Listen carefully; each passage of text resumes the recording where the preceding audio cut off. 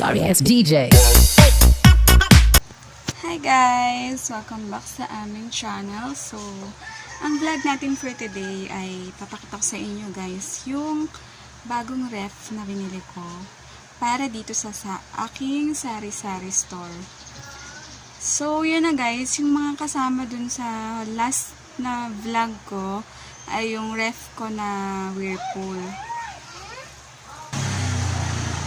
Yun, yung ref na pinakita ko sa dating vlog is Whirlpool. So, nasira na siya guys. Yun yung malungkot kasi 3 years pa lang nasira na agad. Hindi ko alam kung dahil kakabukas ko. Akala ko kasi, nung bumili ako nun, akala ko maganda yung brand na Whirlpool. Hindi ko alam kung maganda talaga siya or ako lang yung talagang nakasira. Syempre guys, pag tindahan kasi bukas sara ka, syempre may bumibili lagi ng soft drinks, tapos yung yellow guys, mabili din kasi siya. Kaya hindi ko alam kung dahil na din sa kagagawa namin kaya siya nasira. So ang sira pala niya guys ay yung compressor niya.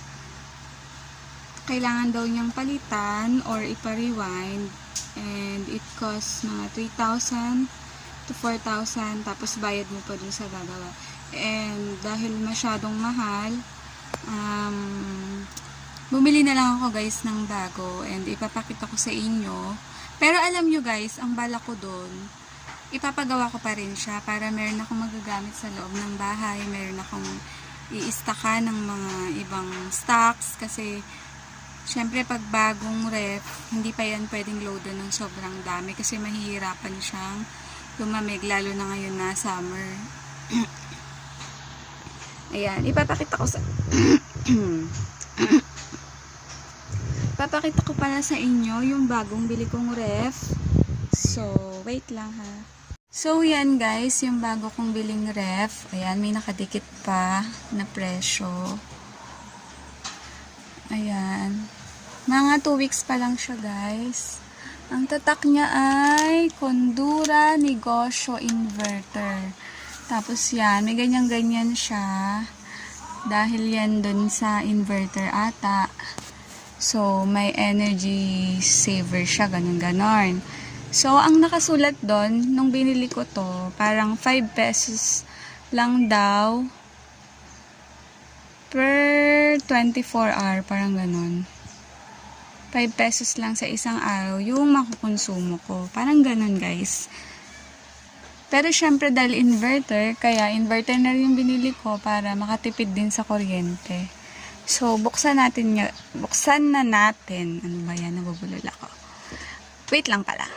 Ang bili ko pala dito guys ay 22,000 pesos. Yan. So, ang height niya ay 9 cubic feet. Yata ang tawag doon. Hindi ako sure. Basta ganun. Ayan. So, mataas siya. Taas niya, diba?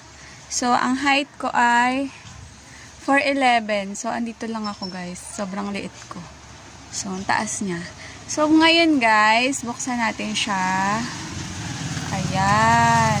So, mayroon ako mga chicken. Ayan, guys.